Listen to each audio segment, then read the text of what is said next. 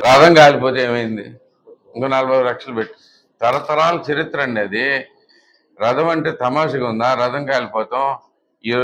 ఇప్పుడు రథం కాలిపోతే వెంటనే వేసుకుని ఎవరు చేశారనేది పట్టుకుంటాం జరిగింది.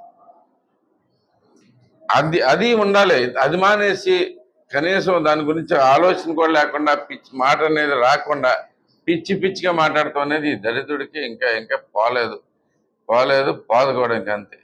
అది ఎటు గుడివాడు వచ్చి మాట్లాడలేడు, అక్కడ కూర్చుని సొల్లు చెబుతా ఉంటాడు. దీంట్లోంచి వెండి పోతే అమ్మవారు వెండి పోతే 10 కేజీలు వెండి ఏంటి పోయేదేంటి అన్నాడు. ఇట్లాంటి మనిషి వచ్చి మళ్ళీ ఇప్పుడు వచ్చి మాట్లాడుతుంటే అసహ్యం వేస్తుంది. జనాలందరూ తిట్టుకుంటున్నారు. ఆల్రెడీ ఇక్కడికి వస్తే చాలు కొట్టేటట్టున్నారు. ఇంత మాటలు మాట్లాడి గుడివాడు వచ్చారు కూర్చోమనండి. నేనెవరికి ప్రోత్సహించను. నేను దీన్ని నేను హింసను ఎటు ప్రోత్సహించను. నేను ఎవరిని ఉసుకెళ్ళిపోయే టైప్ కాదు. నేను అతను మళ్ళీ నేను ఒకటే చెబుతా ఉన్నా, నీకు సరిగ్గా ఏమన్నా ఆన్సరబుల్గా ఉంటే మొన్న వచ్చి ఉండాలి కదా. ఎలా ఎంత వరదల్లో జనాలు కొట్టుకుపోతున్నది. వాడు మొత్తం జనాలందరూ ఆహాకారాలు చేస్తుంటే ఒక్కడు లేడు ఇక్కడ. ఇప్పుడు ఎందుకు సొల్లు మీకు? బేసిక్గా ప్రశాంతం కూర్చోండి. మీరు చేయలేరు. మీకు స్పష్టంగా జనాలు చేయలేరు అని తెలుసుకున్నారు, తప్పించారు. అసలు కొంచెమైనా సిగ్గు అనేది ఉండాలి మనిషికి. అసలు ఆ మాత్రం సిగ్గు అనేది శరం అనేది పూర్తిగా పోయి పిచ్చిగా మాట్లాడతాం అనేది మళ్ళీ మొదలెడితే ఈసారి అయితే కనుక ప్రజలే కొడతారు. నీకు చెబుతున్నా, గుడివాడలో కనపడితే జనాలు ఎవరు ఊరుకునే పరిస్థితిలో లేరు. నేను అంత కసిగా ఉన్నారు. అసలే కానీ దీంట్లో ఇది మొన్న కనపట్లేదని ఈ రోజు నువ్వు చేసిన వ్యాఖ్యలకి ఎంత ఎమ్మడి పడితే అంటారో చూసుకో. ఎవరు ఊరుకోరు. సిగ్గు లేకుండా ఎవరిని ఏం మాట్లాడుతున్నావో తెలియకుండా మళ్ళీ వచ్చేదానికి సమర్థించేది ఏముంటుందండి?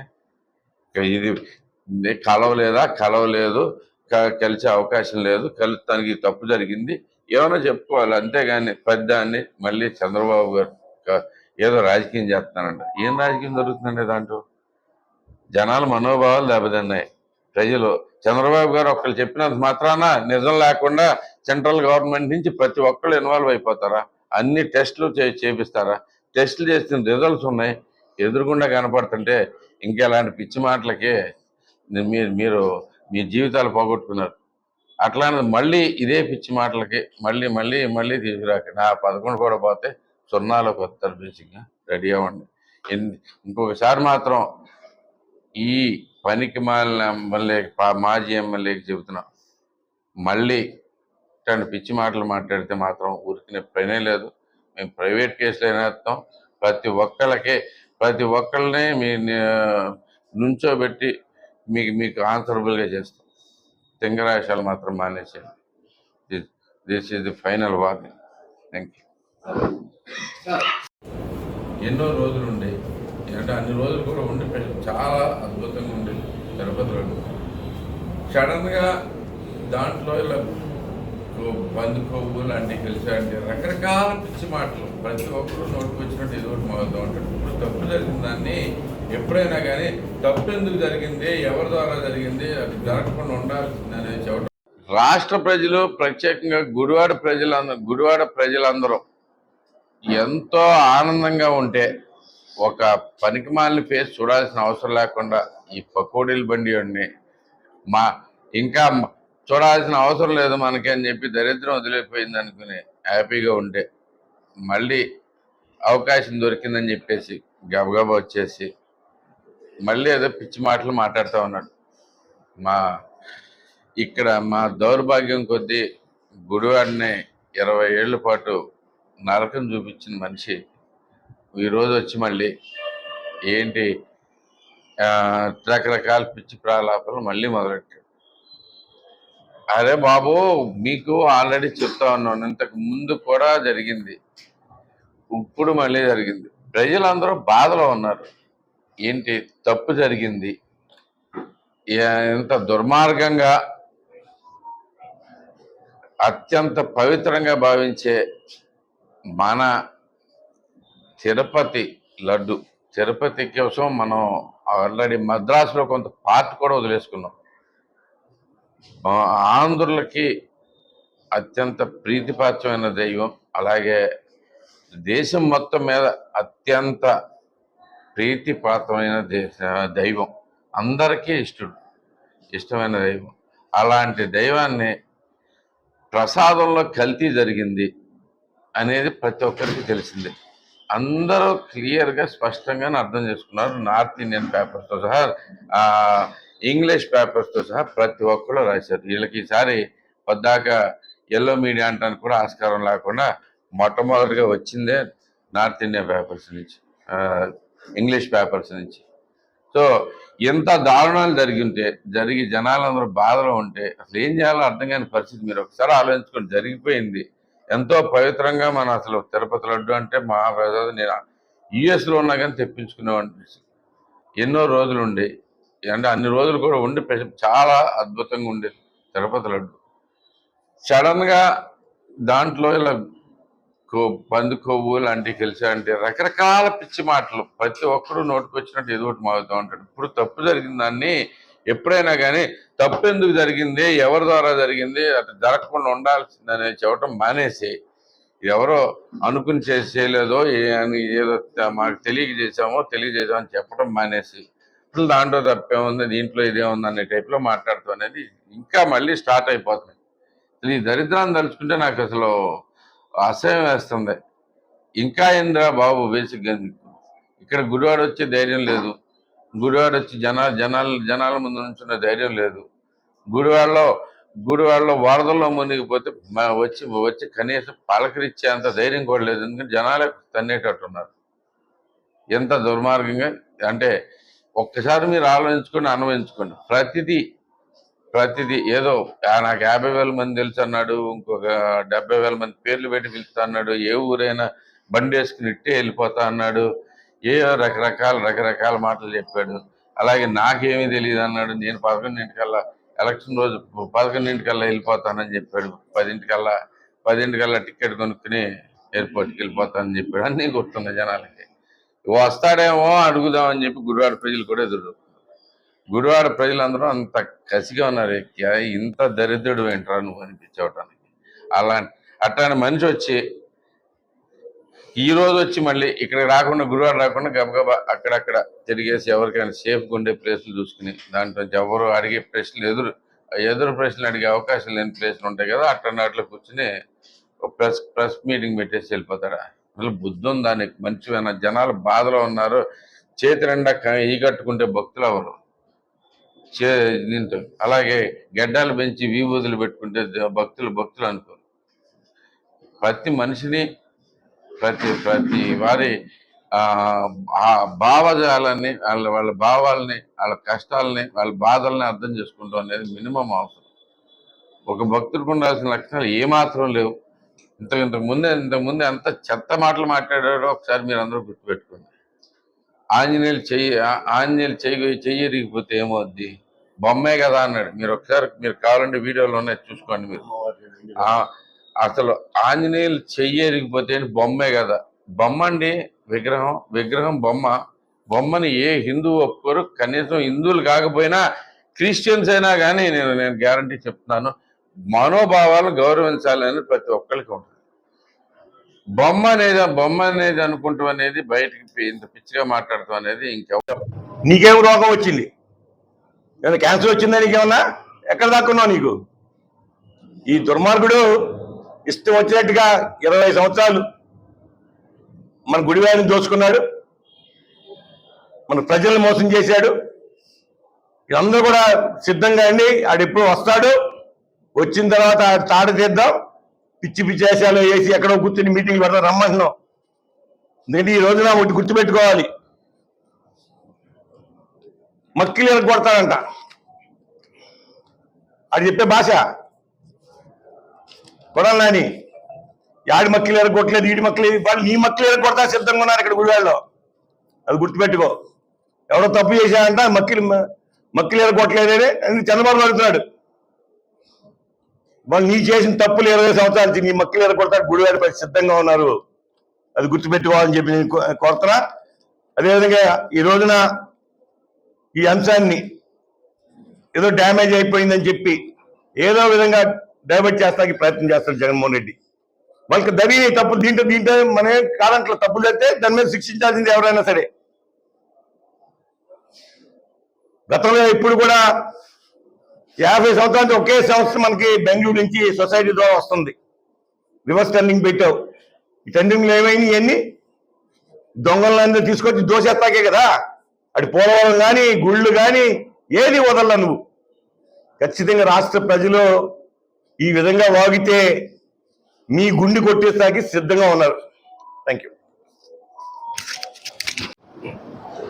అందరికీ నమస్కారం.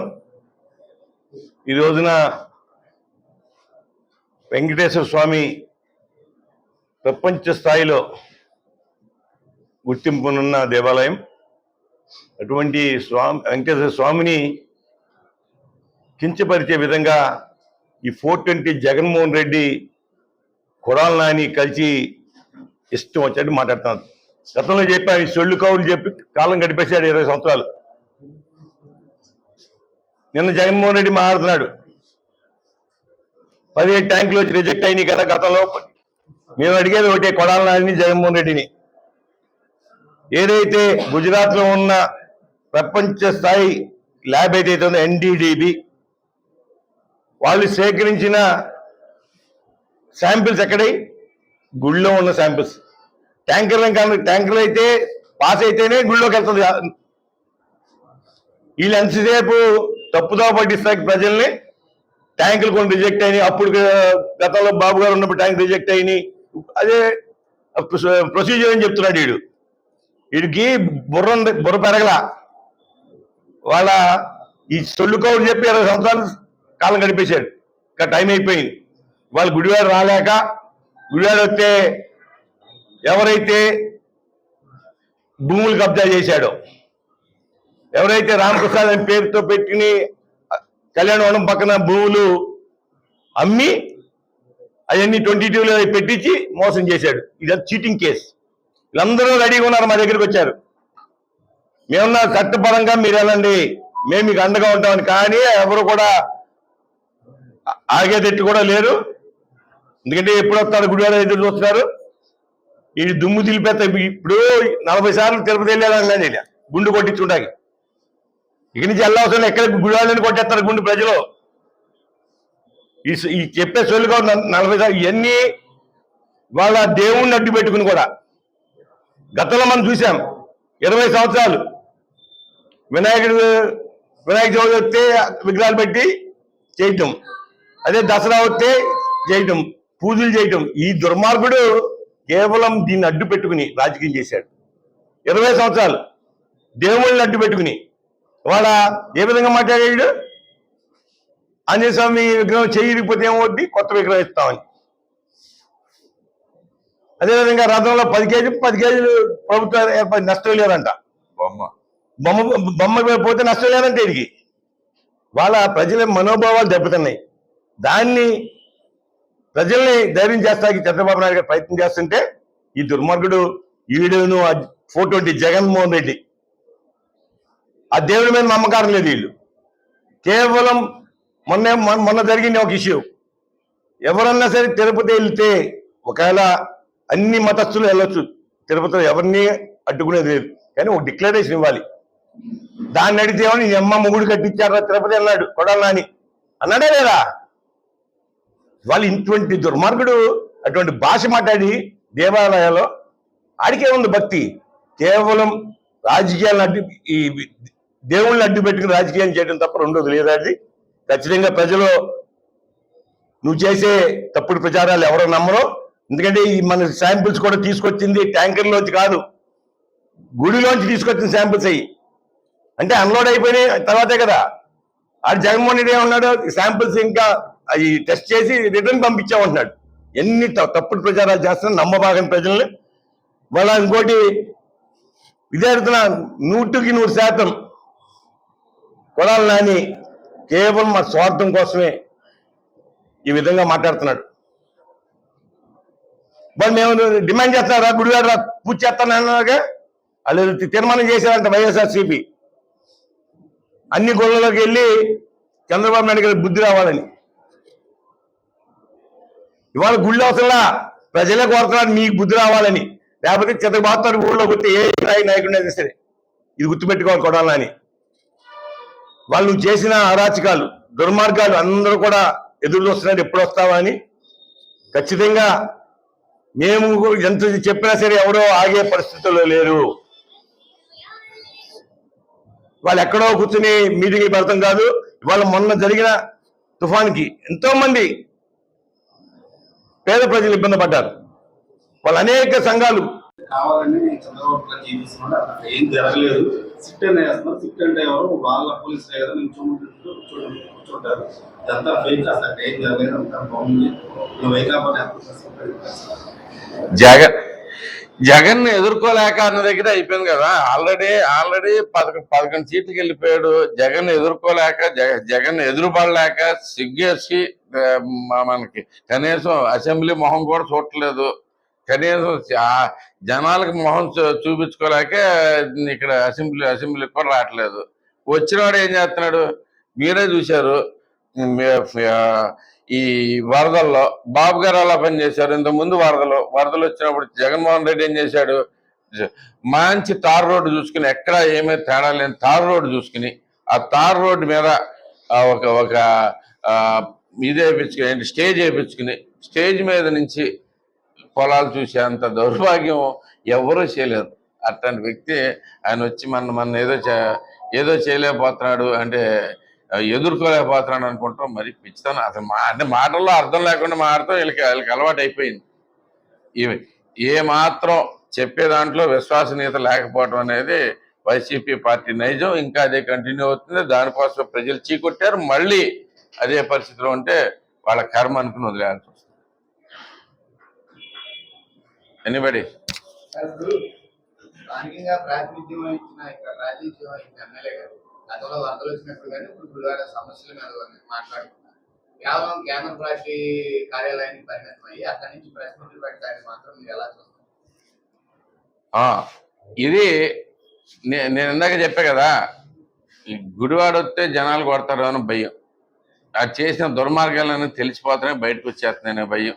ఈ భయంతో రాకుండా అక్కడి నుంచి ఇప్పుడు నిజంగా ఇందాక నుంచి చెప్తా ఉన్నా, ఇంత వరదల్లో జనాలు చచ్చిపోతుంటే ఏ నాయకుడు అండి ఇక్కడ ఉండి కనీసం పలకరించాల్సిన అవసరం ఉంది. ఏమీ లేకపోతే మేము ఉన్నాము, మీకేం పర్లేదు ధైర్యం చెప్పాల్సిన అవసరం ఉంది. అది కూడా లేదు. ఎక్కడో పడుకుని నిద్రపోయి సడన్ గా వాళ్ళకి ఏదో వచ్చి మళ్ళీ ఏదో పైసలు తీసుకున్నానికి వచ్చి ఉంటాడు. అక్కడికి పైసలు వచ్చి ఉంటే మాట్లాడి ఉంటాడు 4 మాటలు అంతే.